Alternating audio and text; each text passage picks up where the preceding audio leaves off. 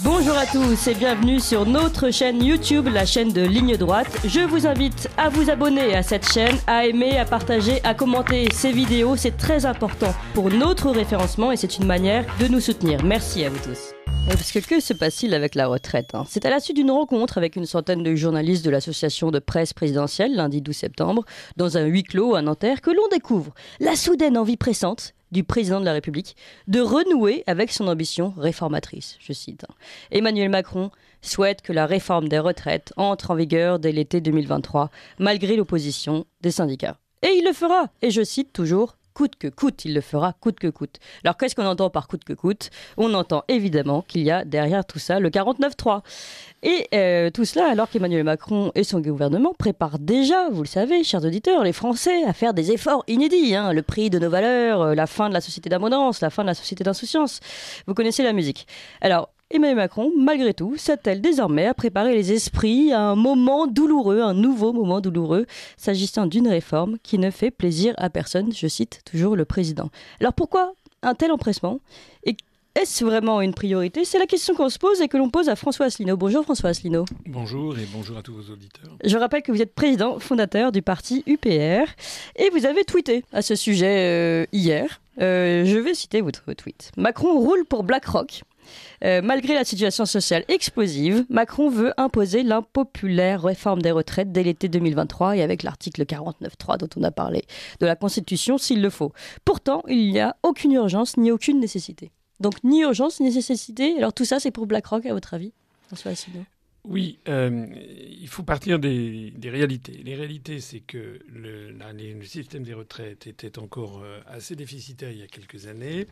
Il a dégagé un excédent de 900 millions d'euros, je crois, l'année dernière, et va dégager cette année un excédent de 3,2 milliards d'euros. Il est vrai qu'on assiste au départ à la retraite des baby boomers, des gens qui sont nés entre 1950 et 1980. Et donc, c'est vrai que d'après le comité d'orientation des retraites, qui est un organisme officiel, avec des experts, des spécialistes de ces questions, il pourrait y avoir un passage déficitaire au cours des années qui viennent, qui pourrait culminer, si j'ai bien compris, vers les années 2025, 2030, et puis ça redeviendrait bénéficiaire en 2035. Alors, du point de vue, d'ailleurs, le comité justement d'orientation des retraites avait dit en 2021 qu'il n'y avait pas d'urgence. Tout à fait. Donc, il n'y a pas d'urgence. Même s'il y avait une urgence d'ailleurs, de quelle urgence parlons-nous ? Et si j'ai bien compris, les déficits que l'on envisage au pire, ça serait de l'ordre de 4, 5, 6 milliards d'euros. Je rappelle quand même que M. Macron, il a dépensé comme un grand 500 à 600 milliards d'euros avec le quoi qu'il en coûte sur le confinement. Et oui. Donc, on est dans une situation délirante, si vous voulez. Là, il est prêt à mettre la France à feu et à sang au motif qu'il y aurait des déficits maximum de l'ordre de 4, 5, 6 milliards au cours des années qui viennent et qui redeviendront positifs ensuite, alors même qu'aujourd'hui, on dégage des excédents. Et en revanche, sur l'affaire du confinement, il a pris des décisions qui vont être payées par nos descendants, nos enfants, nos petits-enfants. Ça va être terrible pendant des décennies, sauf à ce qu'il y ait la France fasse défaut. Ça, c'est une autre histoire. Et en fait, on est passé du quoi qu'il en coûte au coûte que coûte. Voilà. Alors, il faut savoir en plus de ça qu'en 2001, il y avait eu la création c'était sous Jospin, je crois, la création d'un fonds pour la préparation des retraites, qui a actuellement 36 milliards d'euros qui ont été mis de côté, des fonds de réserve des retraites. Il faut savoir que l'ensemble des régimes, il y a différents régimes, vous savez, de retraite, ils ont à peu près mis de côté 136 milliards d'euros. Ça veut dire qu'actuellement, il y a 160 milliards d'euros qui permettent de voir venir. Donc ça vient encore plus atténuer la perspective d'un déficit important, puisque tout ça sera très largement financé. J'ajoute encore que M. Macron, il veut quoi dans sa retraite ? Le premier objectif, c'est de monter l'âge de la retraite à 64 ou 65 ans. Il faut savoir que la France est le pays d'Europe où le taux d'emploi des 60-64 ans est le plus mauvais. Je crois qu'il n'y a même pas un Français sur deux qui travaille. Et oui. Bon, donc faire passer de 64 à 65 ans, alors que déjà, Il y a la moitié des Français qui n'ont plus d'emploi au-dessus de 60 ans.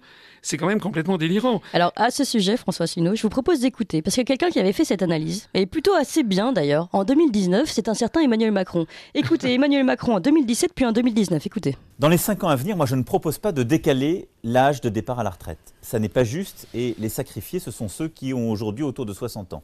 Je ne propose pas de baisser le niveau des retraités, je le maintiendrai. Est-ce qu'il faut reculer l'âge légal qui est aujourd'hui à 62 ans ? Je ne crois pas. Je ne crois pas pour 2 raisons. La première, c'est que je me suis engagé à ne pas le faire. Et je pense que c'est quand même mieux, sur un sujet aussi important, de faire ce qu'on a dit. Puis la deuxième raison, c'est que tant qu'on n'a pas réglé le problème du chômage dans notre pays, franchement, ce serait assez hypocrite de décaler l'âge légal. Je veux dire, quand aujourd'hui, on est peu qualifié, quand on vit dans une région qui est en difficulté industrielle, quand on est soi-même en difficulté, qu'on a une carrière fracturée, bon courage déjà pour arriver à 62 ans. C'est ça la réalité de notre pays. Et alors on va dire, non, il faut maintenant aller à 64 ans. Vous savez déjà plus comment faire après 55 ans. Les gens vous disent, les emplois, c'est plus bon pour vous. C'est ça la réalité. C'est le combat qu'on mène. On doit d'abord gagner ce combat avant d'aller expliquer aux gens, mes bons amis, travaillez plus longtemps. Eh, il n'avait pas tort, ce Emmanuel Macron de 2019. Hein. Oui, absolument. D'ailleurs, au passage, il faut signaler que le principe même du départ de l'âge à la retraite est absurde, puisque vous avez des personnes qui commencent à travailler à 16 ans, et il y en a d'autres, je ne sais pas, quelqu'un qui fait des études très supérieures va commencer peut-être à vraiment entrer dans la vie active à partir de 27 ans. Oui, voire plus tard. Voilà, voire plus tard, vers 28 ans. Donc vous avez en fait un décalage énorme, et puis vous n'avez pas la même pénibilité. Donc tout le monde sait que ce qu'il faut, c'est tenir compte de la durée de cotisation, etc. Mais le Macron que vous venez de me montrer, effectivement, disait des choses qui étaient justes. Alors, pertinente, oui. Alors la question qu'il faut se poser dans ce genre de situation, c'est pourquoi il fait ça ? Et oui, c'est la grande question, parce qu'en plus, c'est quand même pas le bienvenu en ce moment. Voilà, donc ce qu'il faut savoir, et alors je regarde un peu sur les réseaux sociaux, sur les débats qu'il y a, vous savez, il y a beaucoup de journaux qui ont où les gens peuvent laisser des commentaires, etc. Il y a quelque chose qui me frappe et qui me désole, c'est que jamais, je ne vois un Français dans ces débats évoquer les 2 mots que je vais prononcer, Union européenne. Les Français ne comprennent toujours pas que l'Union européenne est derrière ça, que on a un système qui s'appelle les grandes orientations des politiques économiques, qui est fixé depuis chaque année par la Commission européenne, et ça fait plusieurs années, ça fait même un certain nombre d'années, que la Commission européenne exige du gouvernement français, quel qu'il soit de droite, de gauche. Il l'exigerait demain si Mme Le Pen était au pouvoir, puisqu'elle ne veut pas sortir de l'Union européenne. Elle serait obligée de faire la même chose. Ou M. Mélenchon, qui ne veut pas sortir de l'Union européenne, pareil. La Commission européenne exige une réforme des retraites avec comme arrière-pensée la privatisation du système des retraites. Donc on est dans un théâtre d'ombre. M. Macron avance masqué, il a un pistolet sur la tempe, parce que M. Macron, s'il est à la place qu'il est, ça n'est pas pour rien. C'est parce qu'il a été catapulté à cette place par une manipulation médiatique que nous avons vue il y a 5 ans, en 2017, où il a été ultra promu par tous les médias. Et j'en sais quelque chose. Moi, j'avais droit à rien. Lui, il avait 25% du temps de parole. Il avait tous les commentateurs qui disaient que c'était le Mozart de la finance. Oui. En fait, il nous a plantés dans tous les domaines. Et là, je pense que les personnes qui sont derrière, qui ont accepté, les médias français n'ont pas fait dans la dentelle, ils ont accepté en fait qu'il n'y ait pas de campagne électorale en 2022. Oui. Hein, c'est-à-dire que M. Macron a été élu sans faire campagne, il n'y a quasiment pas de programme d'ailleurs. Ça fait 2 fois qu'on nous refait le coup de l'opposition du Front républicain face à Marine Le Pen. C'est le système des castors qui font barrage, mais ça fait depuis 1981 qu'on assiste à ça. Qu'on connaît ce truc-là. Oui. Et donc M. Macron arrive et je pense qu'il a des visiteurs du soir, comme on dit, ou des appels téléphoniques de gens. N'oublie pas, quitte à faire roi. Voilà. C'est-à-dire qu'il est sous contrainte et c'est complètement absurde de lancer cette réforme actuellement. Il n'y a pas besoin de financement, je l'ai dit, pas du tout.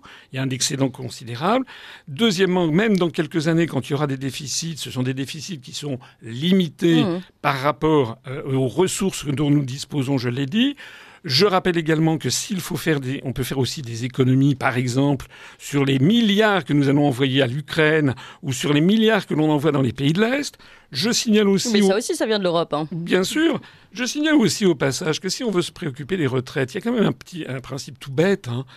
C'est que pour qu'il y ait un équilibre des retraites, il faut qu'il y ait des naissances.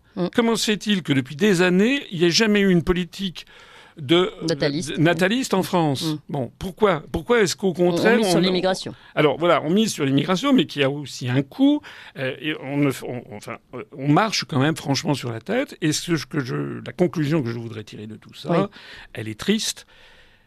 C'est que M. Macron n'est pas le président de la République française. Il occupe ce poste, mais il n'est pas là.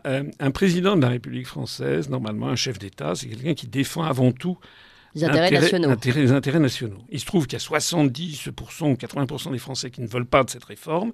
Donc lui, il n'est pas le roi de France, il n'est pas quelqu'un, normalement ça ne devrait pas être un dictateur. Donc normalement, il devrait être le porte-parole de ces 70 ou 80%. Et quand il dit quoi qu'il en coûte, il devrait dire bien quoi qu'il en coûte, je maintiendrai le système de retraite par répartition tel qu'il existe et je maintiendrai le système de départ à la retraite tel qu'il existe. Donc en fait, M. Macron n'obéit pas au peuple français, qui normalement est le peuple souverain. Il est en fait l'employé d'une oligarchie de gens qui veulent privatiser notre système de retraite, au premier rang desquels BlackRock, en effet, qui est ce fonds de pension américain qui gère plus de 6 000 milliards de dollars d'actifs. Et c'est bien de ça qu'il s'agit. C'est la privatisation rampante de notre système des retraites, comme il y a la privatisation rampante de notre système de santé, de notre système hospitalier, Monsieur etc. Asselineau, pour que ce soit clair, parce que il nous reste très peu de temps et je voudrais que vous puissiez nous tirer ce lien entre BlackRock et le projet qui est imposé par l'Union européenne. On a bien compris aujourd'hui que en fait, ce système de retraite qui doit être soudainement appliqué en France est imposé par l'Union européenne. Quel est le lien en revanche entre BlackRock et l'Union européenne ? Ou alors, pourquoi l'Union européenne sert les intérêts de BlackRock ? Parce que, alors, c'est un hasard. Oui, non. Alors, bien sûr, vous savez que l'Union européenne est aux mains des lobbies. C'est la maison des lobbies. Donc, il y a au Berlaymont. Le Berlaymont, c'est là où il y a le siège de la Commission européenne. Aucun Français n'y va jamais. Même les syndicats, par exemple, les syndicats en France vont manifester en France mais ils manifestent contre une marionnette. Ils devraient aller manifester à Bruxelles. Donc, ce qu'il faut bien comprendre, c'est que c'est une réforme qui va être par petits morceaux. Vous savez, ce qu'on peut pas faire passer d'un coup, c'est la tactique du salami, on fait ça par tranche. Donc déjà, on va dire qu'il y a un problème de financement qui est imaginaire, on va augmenter l'âge de départ à la retraite, et puis après on va dire il faut des retraites complémentaires. D'ailleurs, ça existe déjà, les retraites complémentaires, mais on va mettre de plus en plus sur les retraites complémentaires, et puis on va dire qu'il faut privatiser, on va dire que c'est très très bien, parce que vous allez avoir à ce moment-là, c'est là qu'arrivent les lobbies. Vous savez, il n'y a même pas besoin d'aller à Bruxelles. Le président mondial de BlackRock a été invité il y a quelques semaines ou quelques mois par Macron à l'Élysée. Et voilà, il est venu donner ses instructions. Donc en fait, la Commission européenne, elle est le point focal de tous les lobbies, les fonds de pension notamment américains, mais aussi Big Pharma. Pfizer, vous savez, j'ai vu que des gens qui appellent la présidente de la Commission européenne, ils l'appellent Madame von der Pfizer au lieu de von der Leyen. On sait bien que désormais, c'est le point où se concentrent tous les lobbies et bien entendu aussi toutes les corruptions. Parce que derrière, quand vous manipulez des milliers de milliards de dollars... vous imaginez bien que c'est une puissance financière absolument colossale. Bien sûr. Et tout ça a toujours existé, ces pressions-là. La différence, c'est qu'aujourd'hui, on n'a plus un chef d'État à la tête de l'État. Oui, et puis que par ailleurs, on a cette soumission à l'Union européenne, et que les Français, je le disais tout à l'heure, n'ont jamais à l'esprit, alors qu'elle est extrêmement présente et prégnante. Et bien d'ailleurs, c'est peut-être une bonne transition pour notre table ronde sur l'explication, les raisons de la montée du populisme en Europe. Vous appréciez cette émission? Alors aidez Radio Courtoisie à en produire d'autres, en indépendance totale. Rendez-vous sur soutenir.radiocourtoisie.fr. Merci d'avance.